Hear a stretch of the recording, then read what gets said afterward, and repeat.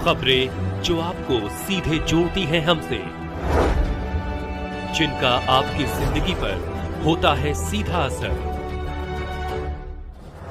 खबरों की वही तस्वीर,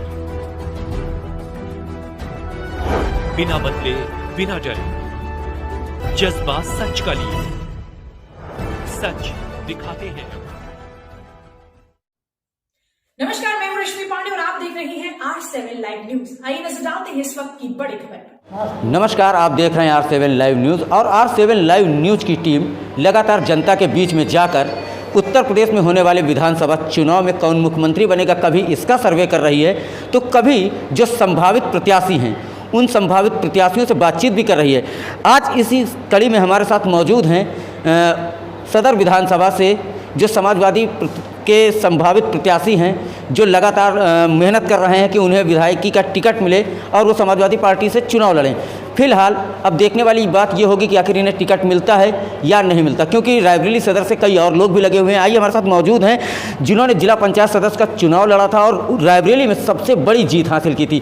फिलहाल इन्होंने 16,000 वोटों से ज़्यादा की जीती थी। आइए हमारे साथ मौजूद हैं उदय जी, आपका हमारे चैनल पर स्वागत है। बहुत बहुत धन्यवाद R7 न्यूज़ को। सबसे पहले मैं धन्यवाद आपको देता हूं। अच्छा उदय जी, अगर देखा जाए तो 2022 का विधानसभा चुनाव करीब में है जी। आप समाजवादी पार्टी से विधायकी के टिकट के लिए लगे हुए हैं जी। और जिला पंचायत का जब आपने चुनाव लड़ा 16,000 वोटों से ज़्यादा से जीती है आपने, तो क्या लगता है कि इस बार आपको क्या विधायकी का टिकट मिल सकता है? मैं पूर्ण विश्वास के साथ आपसे कहना चाहता हूं कि समाजवादी पार्टी की जो धरातल पे 2012 में सरकार ने किया है 17 तक में काम, वो जनता के हित में काम किया है। उस काम को देखते हुए और प्लस हम लोगों के परिश्रम जो हम क्षेत्र में जाते हैं, गरीब जनता के विषय में काम करते हैं, चाहे गरीब जनता के यहाँ खाने की दिक्कत हो, मैं अपनी आर्थिक मदद पहुँचाता हूँ। गरीब बेटियों की शादी हो, वहाँ मैं आर्थिक मदद करता हूँ, या कोई बीमार आदमी है, मैं वहाँ आर्थिक मदद करता हूँ। जनता मुझे जिस प्रकार से प्यार मोहब्बत मेरे साथ करती है, मैं उसी तरह जनता के साथ देता हूँ। हमें आशा नहीं, पूर्ण विश्वास है, 90% नहीं 101% यह समाजवादी पार्टी मुझ पर विश्वास करती है, तो मैं उस विश्वास पर खरा उतरूँगा। अच्छा उदय जी, किन मुद्दों के साथ जनता के बीच में जाएंगे आप? हमारे मुद्दे हैं, आपने देखा मैं जिला पंचायत सदस्य चुनाव लड़ा और क्षेत्र की जनता ने साबित कर दिया। 65% वोटिंग में मुझे 63% वोट मिला, एक तरफा वोट था। ये हमारा काम है, लोगों का दिल जीता। उन लोगों को मैंने समझाने में जो ज़रूरतें आई, मैंने वो उनको बताया कि यहाँ शिक्षा के क्षेत्र में बहुत पीछे हैं आप लोग, इसीलिए आप दूसरे के दरवाजे जाते हैं। आपके क्षेत्र में सड़कें बहुत कमज़ोर हैं, आप बेरोजगारी से बहुत दूर हैं, आपको रोज़गार नहीं मिल रहा है, लगातार बेरोजगारी बढ़ती जा रही है। अगर इन समस्याओं पे हम नहीं लड़ेंगे आज, तो आने वाले समय में हमारी पीढ़ियां और कमज़ोर हो जाएंगी। ये सारे हमारे मुद्दे होंगे। मैंने सुना है बहुत लोग कहते हैं मैंने कुर्ता मांग कर, ये कुर्ता भी आपका मैं पहने हूँ। आप अगर दूसरे का कुर्ता दिया हुआ पहनेंगे तो आप दूसरे का विकास नहीं कर पाएंगे। सबसे पहले आप अपने को पैर में खड़ा कीजिए, अपनी आर्थिक स्थिति मजबूत कीजिए। स्वयं को मजबूत नहीं कर पाते हो तो जनता को मजबूत करने की बात क्यों करते हो? मैं उन लोगों को आगाह करना चाहता हूँ, स्वयं मजबूत हो। जब आप मजबूत होंगे तो दूसरे को मजबूत कर पाएंगे, अन्यथा आप किसी को मजबूत नहीं कर पाएंगे। अच्छा उदय जी, देखा जाए तो आप पार्टी की बात कर रहे हैं, तो मैं ये कहना चाहता हूँ, एक तरफ शिवपाल यादव जो हैं प्रसपा से हैं, दूसरी तरफ अखिलेश यादव कांग्रेस समाजवादी पार्टी से हैं, तो आखिर जब एक ही परिवार के दो नेता अलग अलग लड़ेंगे तो इससे किसका नुकसान है? हम आपको बताना चाहते हैं, माननीय शिवपाल जी प्रसपा पार्टी के अध्यक्ष हैं, हमारे राष्ट्रीय अध्यक्ष माननीय अखिलेश यादव जी हैं। हमारा पूर्ण विश्वास है कि जो 2017 में दोनों लोग आपसी फूट से काफ़ी नुकसान हुआ है, आज वो दोनों लोग समझदार हैं और दोनों पार्टी एक होके ही चुनाव लड़ेंगी, ये हमें आज भी विश्वास है। उत्तर प्रदेश में कितनी सीटें? उत्तर प्रदेश में 300 प्लस जाएंगे, क्योंकि राजभर जैसे लोग पूर्वांचल से समर्थन मिल रहा है। एक तरफा ये लहर जाएगी पश्चिम तक, उत्तर से पश्चिम, पूरा से दक्षिण, चारों क्षेत्र में समाजवादी की लहर है और समाजवादी की सरकार बनेगी, इसमें कोई बदले के नहीं। अच्छा उदय जी, देखा जाए तो प्रियंका गांधी वाड्रा लगातार उत्तर प्रदेश की प्रभारी बनाई गई हैं, जी। लगातार क्षेत्र में जा रही हैं, मेहनत कर रही हैं, 40% महिलाओं को टिकट देने की बात कही गई है।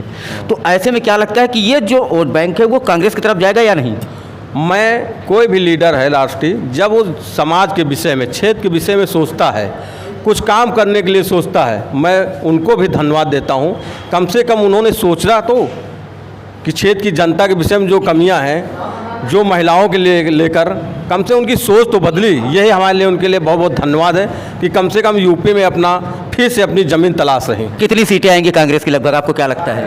कांग्रेस की जो पिछली थी वही लमसम दोहरा लें, यही समझ लीजिए, इसके आगे हम नहीं कह सकते। अच्छा उदय जी, देखा जाए तो सरकार कह रही है कि उसने विकास किया है, विकास के मुद्दे पर वोट मांगेंगे और इस बार वो फिर से सरकार बनाएंगे। आप कह रहे हैं कि इस बार हम 300 के पार जा रहे हैं, आप भी सरकार बनाने का दावा कर रहे हैं, तो आपका दावा किस बेस पर है? हम आपको बताएं, जो पूर्व सरकार, जो वर्तमान सरकार है, जो काम कर रही है, वो सरकार के कारनामे बहुत गलत हैं। आपने देखा अभी गौशाला जो बने हुए, मैं भी गया था गौशाला में, मैं आपको पोस्ट कर दूंगा, वहाँ 5 गायें मरी पड़ी थी। बेला खारा गौशाला, बेला खारा में एक गौशाला है, एक उत्तर पारा में गौशाला है, दोनों जगह गायें मरी पड़ी हुई हैं। तो ये सरकार के कारनामे हैं, ये गलत कारनामे हैं। आप अच्छे काम करो जिससे क्षेत्र की जनता आपको वोट करे। ये सरकार की बहुत बुराइयां हैं। चाहे इन्होंने एक तरफ से चलाया कि यहाँ माफिया राज ख़त्म हो जाएगा, कहीं से आपको माफिया राज ख़त्म हुआ? आजकल रेपिस्ट हो रहे हैं लड़कियों के बहुत ज़्यादा, तो उद्योगपति लूटे जा रहे हैं, जो आम व्यापारी है उसको लूटा जा रहा है। तो ये सब दिक्कतें हैं सरकार के सामने। सरकार कोई काम नहीं कर रही, सिर्फ अपने नशा मुक्त में व्यस्त रहती है।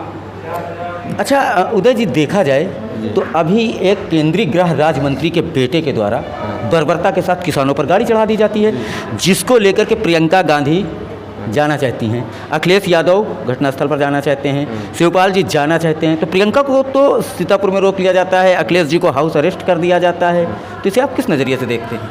हम आपको बताएं, जो किसान आंदोलन कर रहे हैं, आंदोलन वही करता है जिसके ऊपर समस्याएं हैं। मैं भी एक किसान का बेटा हूं, मैं आपको बता रहा हूं, मैं किसान का बेटा हूं, और किसान बेटे के नाते हम भी खेती उपजाऊ करते हैं।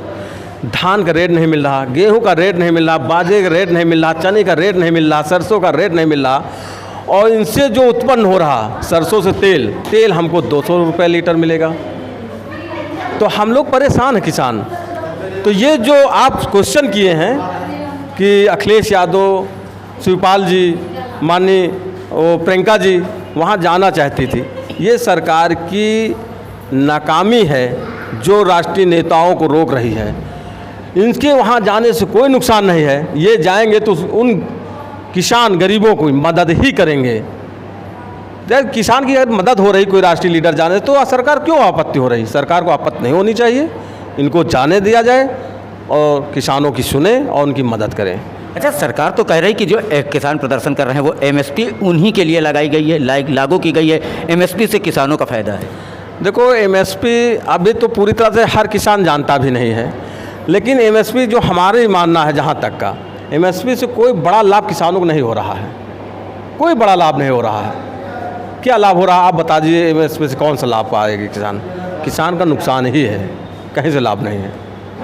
तो उदय जी, 2022 के विधानसभा चुनाव में सबसे बड़ा एक सवाल ये होगा कि आपकी पार्टी क्या प्रसपा से गठबंधन करेगी या नहीं करेगी, क्योंकि राजभर के साथ तो गठबंधन हो चुका है, अब बची बीच में से प्रसपा आपकी पार्टी से गठबंधन करेगी या नहीं? जो 2022 का चुनाव होगा, अभी राजभर ने बताया कि संकल्प मोर्चा के तरफ से हम हैं, तो उन्होंने शुरुआत की है। आने वाले समय में आपको दिखाई पड़ेगा कितने छोटे छोटे दल समाजवादी पार्टी के साथ खड़े हो जाएंगे।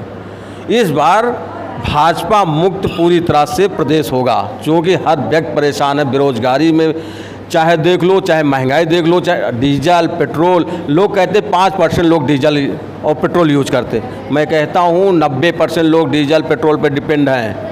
आज डेट में मोटरसाइकिल में अगर पेट्रोल नहीं डला पा रहा तो किसान खेत में हो या वहाँ खेत से लेके मंडी तक का अपना सब्जी लेके बेचने आने तक में पेट्रोल यूज करता है। अगर ये महंगाई होगी तो किसान कैसे अपना फसल तैयार की मंडी पहुंचा पाएगा। ये किसानों पे मार है, आर्थिक मार है। अगर देखा जाए तो उदय जी, जिस तरह से कि समाजवादी पार्टी का वोट बैंक जो है मुस्लिम समुदाय और यादव समुदाय, ये दो उनके कट्टर वोट बैंक हैं। लेकिन इस बार असदुद्दीन अवैसी के आने के बाद कितना नुकसान होगा, क्योंकि मुस्लिम वोट बैंक जो है असदुद्दीन कह रहे हैं कि वो हमारे साथ है, अखिलेश यादव कह रहे हैं हमारे साथ है, तो इसमें नुकसान किसका है?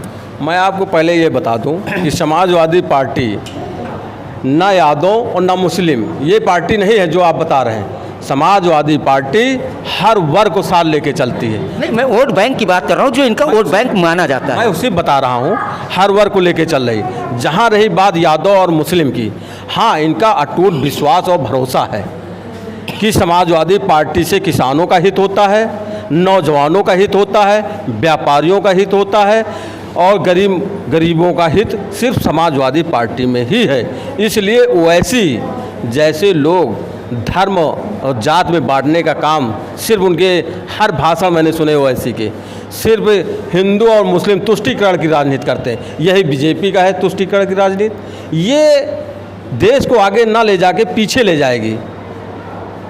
अभी देखना, जैसे ही चुनाव आएगा, यही भारतीय जनता पार्टी वाले कोई ना कोई स्ट्राइक कर देंगे देश के लिए, कहेंगे हिंदू मुस्लिम में लाके खड़ा कर देंगे, या कोई जवानों को मरवा देंगे, उसकी बात कहेंगे जवान शहीद हुआ, मैं उसमें स्ट्राइक किया पाकिस्तान। अभी पाकिस्तान की एंट्री कराएंगे, फिर चीन की एंट्री कराएंगे। ये राजनीति का फंडा नहीं है, और ना इससे देश आगे बढ़ेगा। देश बढ़ेगा देश की आर्थिक स्थिति सुधारने से, चाहे बेरोजगारी के क्षेत्र में, चाहे शिक्षा के क्षेत्र में, चाहे स्वास्थ्य के क्षेत्र में, हर क्षेत्र में काम करना पड़ेगा। अगर आप काम नहीं करेंगे तो आपको जनता बाहर फेंक देगी। आप देख भी रहे हैं, 2012 के पहले आप जाइए, 2005 से 8, 5, 12, ठीक, 7, 5, 12, 2007 से जनता जिसको सत्ता में लाती है एक तरफा लाती है। मायावती के एक तरफा लाई, फिर अखिलेश यादव के एक तरफा, पूर्ण बहुमत सरकारें बन रही। 2017 में पूर्ण बहुमत बीजेपी, और देखना इसमें गठबंधन सरकारें फिर नहीं बनेंगी, पूर्ण बहुमत के अखिलेश यादव सरकार आएगी और भारतीय जनता पार्टी एकदम खत्म हो जाएगी।